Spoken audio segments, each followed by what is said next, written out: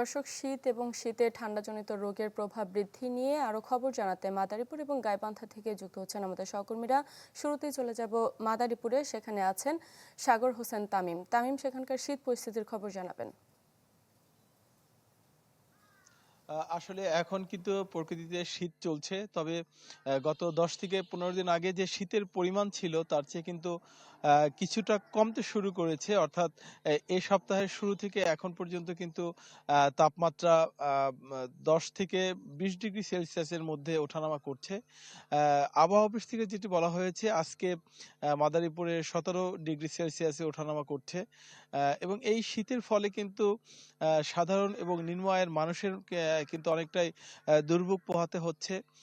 অর্থাৎ তারা কিন্তু স্বাভাবিক সময়ে যে কাজকর্ম করে সেগুলো কিন্তু অনেকটাই করতে পারে না, যার ফলে অনেকেই কিন্তু দুর্ভোগ পোহাতে হচ্ছে। জেলা প্রশাসন এবং পক্ষ থেকে কিন্তু এই সাধারণ মানুষের জন্য শীত নিবারণের জন্য শীতবস্ত্র বিতরণ করছে। তবে সেটি কিন্তু জেলাবাসীর জন্য পর্যাপ্ত নয় বলে সাধারণ মানুষ যেটি আমাদেরকে বলেছে।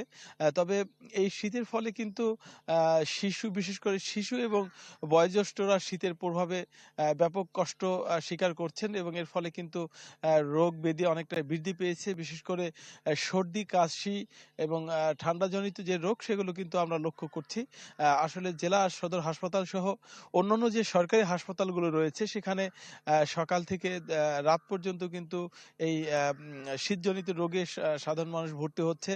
মাদারীপুর জেলা সদর হাসপাতাল 250 শয্যা হলো, সেখানে কিন্তু 100 শয্যার যে জনবল রয়েছে সেইখানে কিন্তু এখন আজকে যেটি খোঁজ নিয়ে জেনেছি, বর্তমানে শিশু এবং ঠান্ডাজনিত রোগে প্রায় 300 শতাধিকের উপরে রোগীরা ভর্তি রয়েছে, যারা অনেকেই শয্যা না পেয়ে অনেকেই কিন্তু হাসপাতালের যে ফ্লোর সেখানে তারা চিকিৎসা নিচ্ছেন।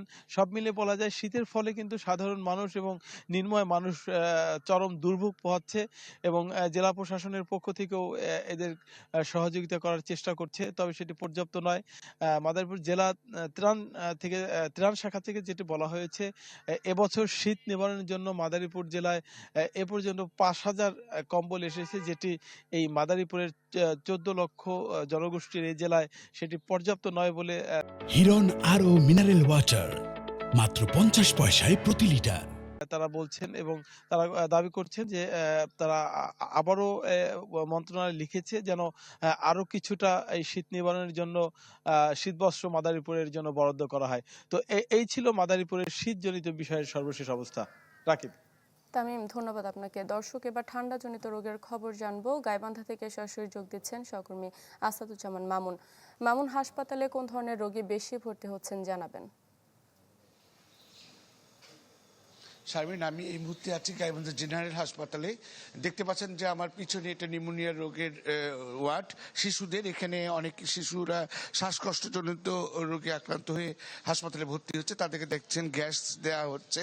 ছোট ছোট শিশু, এরা হলো প্রায় 6 মাস থেকে 2 বছরের, 3 বছর, 5 বছরের মতো শিশুরা কিন্তু এখানে আসছে।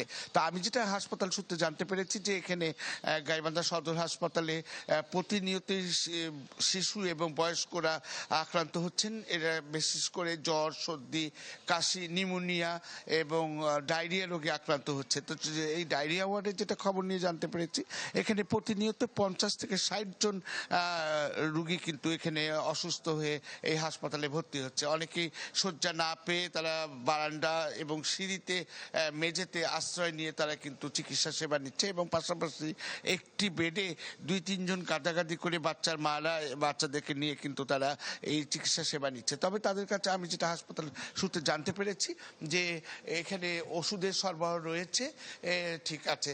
কিন্তু ইতিমধ্যে আপনাকে জানাই যেটা হলো, গাইবান্ধায় ইতিমধ্যে 2 জনের মৃত্যু হয়েছে, একজন শ্বাসকষ্টজনিত রোগে আক্রান্ত হয়ে, এবং আপনার হচ্ছে যে আগুন পোহাতে গিয়ে একজন নারী কিন্তু অগ্নিদগ্ধ হয়ে মারা গিয়েছেন।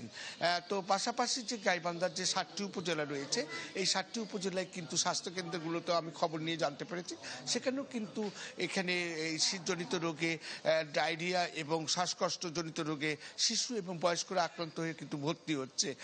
পাশাপাশি যদি শীতের কথা বলি, গত সপ্তাহের চেয়ে কিন্তু শীত কিছুটা কমে আসছে, তারপরেও কিন্তু এখানে রুগীর চাপ কিন্তু প্রতিনিয়তই বাড়ছে। এই গাইবান্ধা সদর হাসপাতালে গতকালই আপনার সারাদিনে 24 ঘন্টায় কিন্তু 56 জন রুগী ডায়রিয়া এবং শ্বাসকষ্টজনিত রোগে আক্রান্ত হয়ে কিন্তু ভর্তি হয়েছে। এই ছিল গাইবান্ধার সর্বশেষ পরিস্থিতি। মামুন, ধন্যবাদ আপনাকে। দর্শক, শীত পরিস্থিতির খবর জানছিলাম আমাদের সহকর্মীদের কাছ থেকে।